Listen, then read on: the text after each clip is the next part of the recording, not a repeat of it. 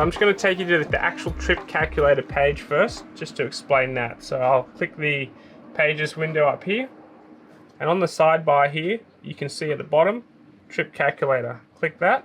So you can actually record a couple of trips here. So we've actually got trip 1 recording at the moment, and we've set the threshold to below 3 knots. It won't record anything. That's to stop it logging when you're on anchor. So that's easily adjustable or resettable here. So you can adjust the speed to anything you want here. You can see here in trip 1, we've been traveling for 7 hours, 27 minutes. Our average speed has been 5.7 knots. Our max speed has been 9.3 knots. And the total trip distance is 42.2 nautical miles. It's also got the distance through water here, which is read by the paddle wheel. So because this is less than that, we know that we've been traveling with the current. Our total distance that we've been sailing, and then engine hours if you've got that hooked up, which we don't. You can also go to trip 2. So if you wanted to start a trip from, say, halfway up your original trip, or just log something different, I'll show you how to reset the trip information if you want. So you can adjust the speed of the threshold, and you can also reset the trip.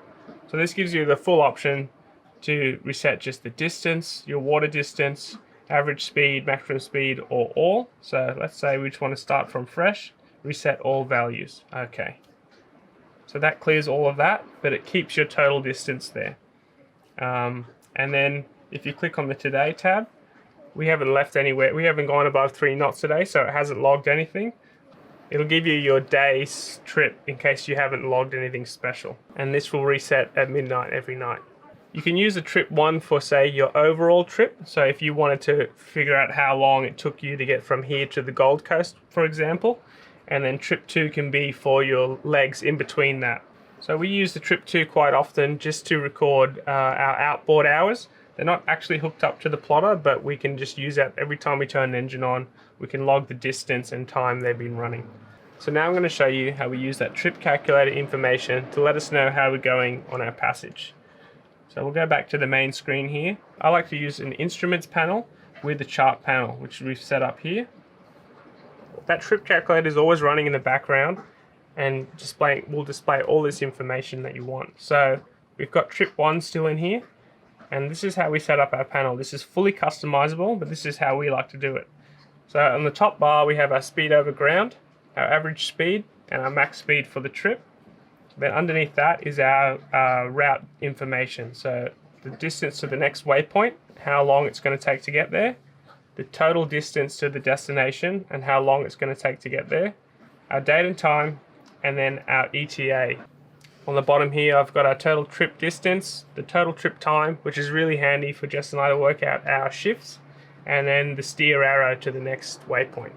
So this is fully customizable. So if you wanted to set it up like us or do your own, input your own data, you could literally put almost anything in here. You just click on the field that you want to change, max speed, and then you just scroll up and down here, and there's so many different options. So say you wanted to change it to the speed and depth, you could just change that to depth there, like that, and then it changes to depth. You can change that to your apparent wind angle, your true wind speed. You know, the options are endless, but we like to have that as our max speed. It's a bit of a morale booster. Anyway guys, that's how we use the trip calculator function on our Zeus 3 plotters. It's really handy to see how we're going on a passage and to know if we need to speed up or slow down to make an anchorage or a bar crossing at the right time. So yeah, super handy function, and hopefully that helps you out. Cheers.